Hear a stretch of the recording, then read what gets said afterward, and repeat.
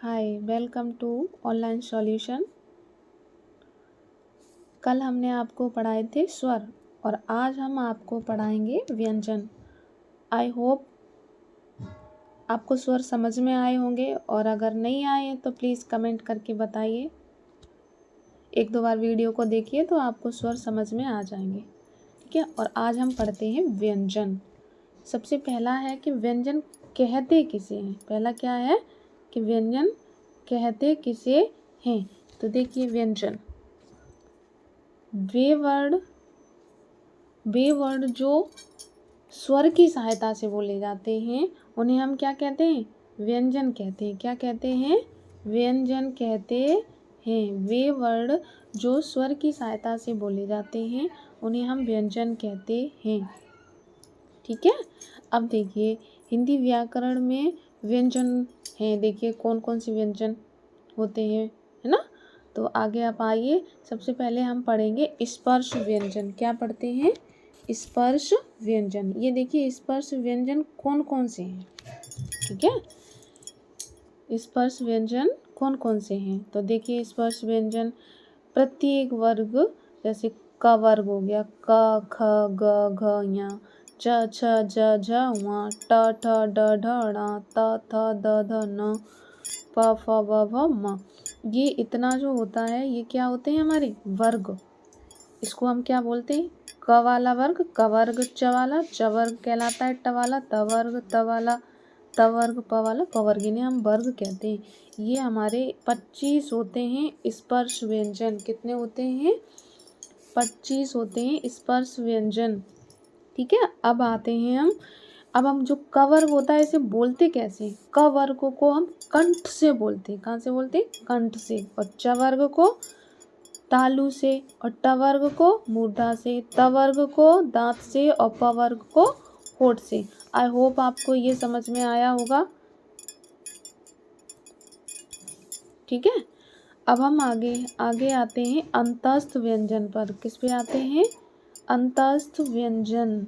देखिए अंतस्थ व्यंजन हमारे कौन कौन से हैं।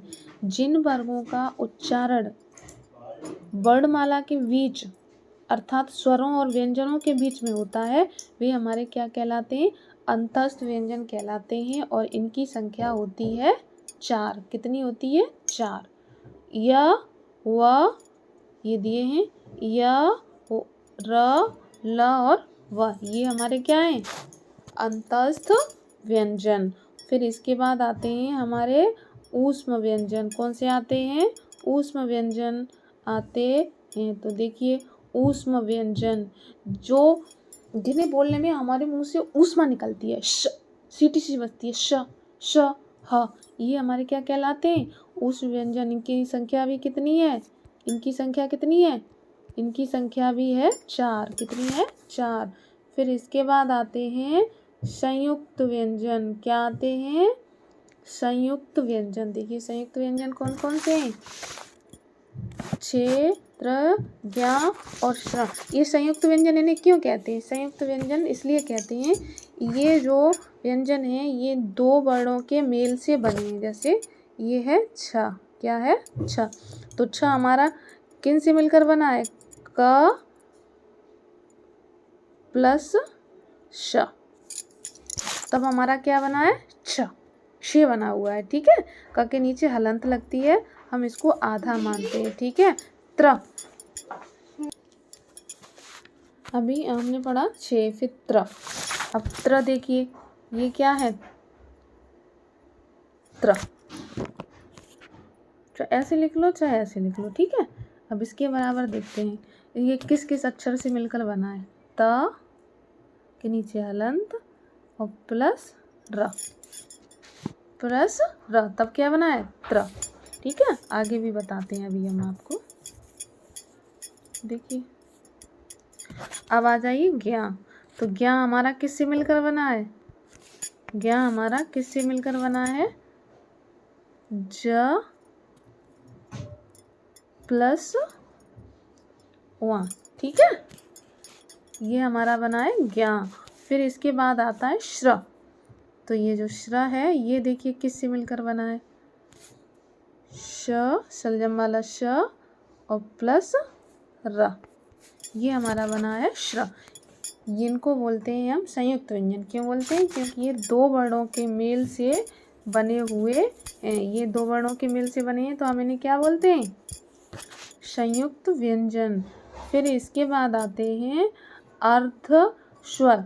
अर्ध स्वर देखिए, ये जो दो हैं जो हमारे उसमें आते हैं अंतस्थ व्यंजन में, य और व, इन्हें हम अर्ध स्वर भी जानते हैं।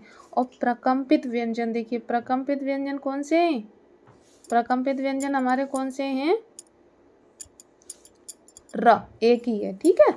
फिर उसके बाद आता है पार्श्विक व्यंजन। पार्श्विक व्यंजन कौन सा है? ल, ठीक है। पार्श्विक व्यंजन कौन सा है? ल।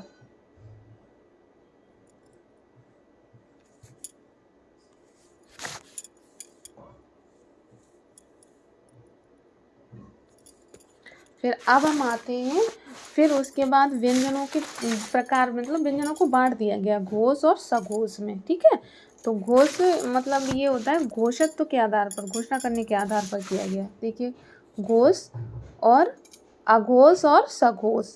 तो सघोष को हम घोष भी बुलाते हैं और क्या बुलाते हैं?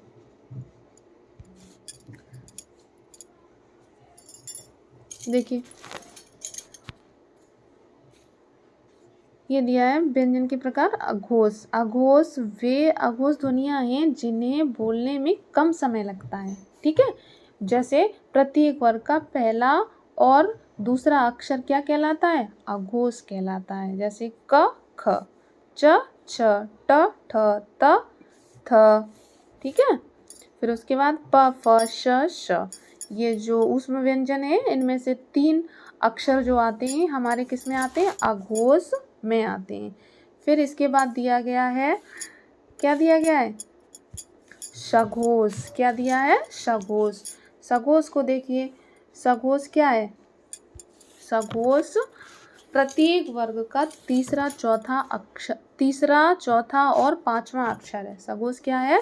प्रत्येक वर्ग का तीसरा, पांचवा और चौथा अक्षर है। देखिए, ग, घ, ञ, ठीक है। यहाँ ऊपर बिंदी लग गई, इसमें ये नीचे लगेगी, ठीक है।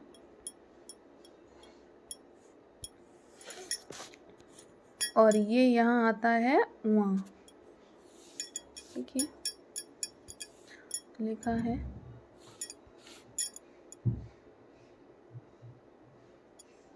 ठीक। उआ, ज, झ, उआ, ड, ढ, ण, द, ध, न, ब, भ, म, य, र, ल। और जितने भी हमारे स्वर हैं, जितने हमारे स्वर होते हैं, ये जो नीचे स्वर लिखे हैं, और एक हमारा क्या है? ऊष्म व्यंजन है। ये सब हमारे किस में आते हैं? सघोष में आते हैं, ठीक है। किस में आते हैं? सघोष में आते हैं। और इनकी अघोष जो होते हैं, इनकी संख्या होती है 13। इनकी संख्या कितनी होती है? 13, ठीक। अब हम आगे चलते हैं, ठीक है। अघोष और सघोष समझ में आ गए ना?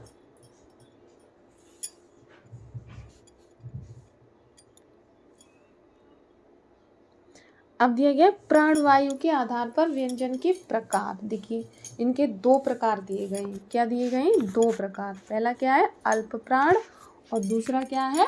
महाप्राण। देखिए, अल्प प्राण मतलब वे वर्ड जिन्हें बोलने में कम समय लगता है, ठीक है। और महाप्राण, ये मैं आपको परिभाषा नहीं, आपको मतलब समझाने की बेस पे बता रही हूँ, ताकि आपको अच्छे से समझ में आए और आपको ऐसा ना लगे कि हिंदी एक बोरिंग सब्जेक्ट है या मेरी समझ में नहीं आ रहा है। तो आप इस वीडियो को 2 बार देख लेंगे ना, तो आपको, मुझे नहीं लगता है कि आप कुछ भी कर सको। आप किसी भी कंपटीशन में जाएंगे तो आपको इस चैप्टर से कम 4 से 5 क्वेश्चन मिल जाते हैं हर एक उसमें, क्योंकि ये चैप्टर थोड़ा बड़ा भी है और इसी में से ज़्यादा क्वेश्चन पूछे जाते हैं। तो देखिए, अल्प प्राण।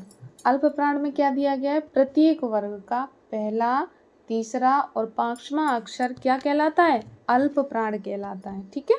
जैसे क, ग, ञ, च, ज और उआ, ट, ड, ण, द, त, द, न, प, ब, भ, य, र, ल, व। ये अंतस्थ भी इसी में आते हैं। और सभी स्वर, जितने भी स्वर हैं वो हमारे किस में आते हैं, अल्प प्राण में आते हैं। किस में आते हैं, अल्प प्राण में आते हैं। और महाप्राण में क्या है, प्रत्येक वर्ग का दूसरा और चौथा वर्ण होता है, जो अक्षर होता है वो आता है। जैसे ख घ ये दिए हैं, छ झ ठ ढ थ ध फ व, और जितने भी ये हमारे ऊष्म व्यंजन हैं वो भी हमारे किस में आते हैं, महाप्राण में आते हैं। तो आज हम आपको इतना ही बताते हैं। हमें लगता है कि आपको समझ में आ गया होगा, और अगर नहीं आता है तो इस वीडियो को आप एक बार और देखिएगा तो आपको ये सब समझ में आ जाएगा। ठीक है, थैंक यू।